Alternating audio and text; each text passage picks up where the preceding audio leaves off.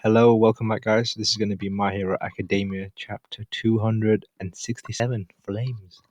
And I want to say this chapter was pretty amazing, and it really, this is going to be a bit of a pun, but really fans the flames to Dabe's origins, as you might know. So that's been going around for quite a while. And can we appreciate the cover page for this chapter?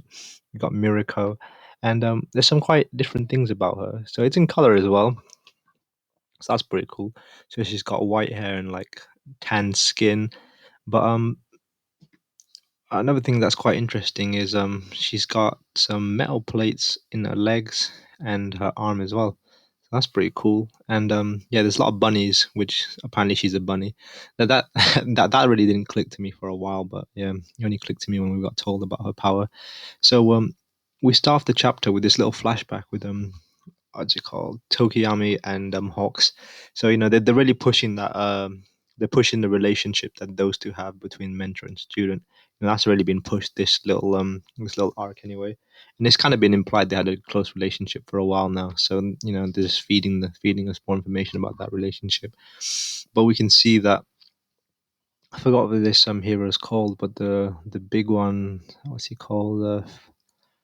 I forgot what he was called, but the big guy.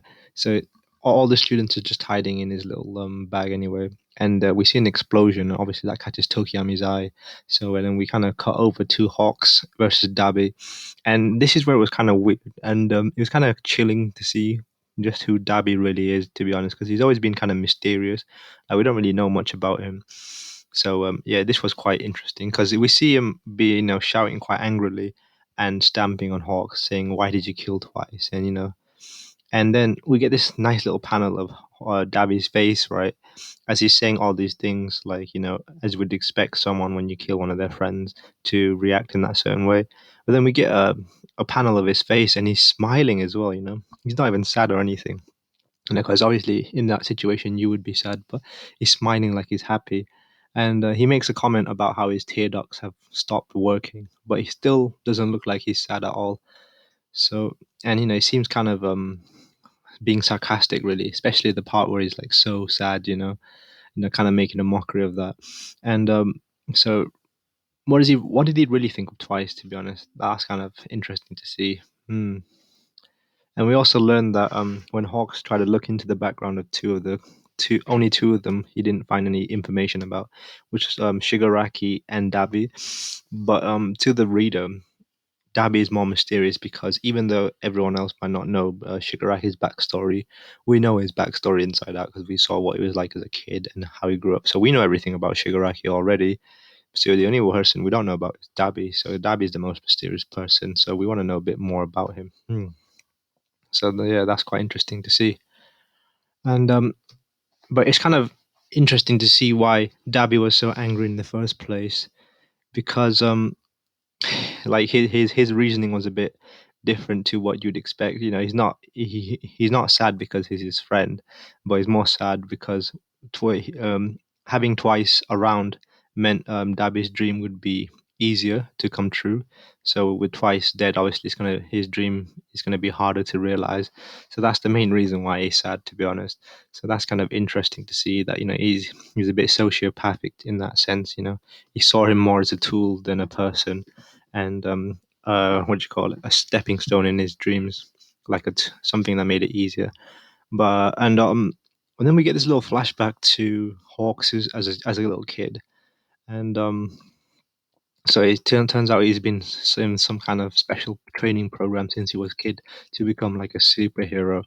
So that's quite interesting to see. But why show the flashback now? So I'm guessing the fact that we're seeing this little flashback now kind of suggests that maybe Darby's from the same special program, but he was a failure and he's kind of gone the other route.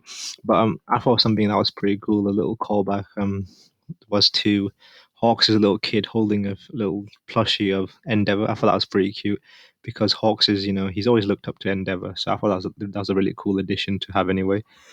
And also the main reason why he wanted to be a hero was so he could be a guy like Endeavor. So that was his main reasoning for joining the special program. So I thought that was really cool and it really shows that he was a big fan of Endeavor, the underrated hero, the Mister Number Two.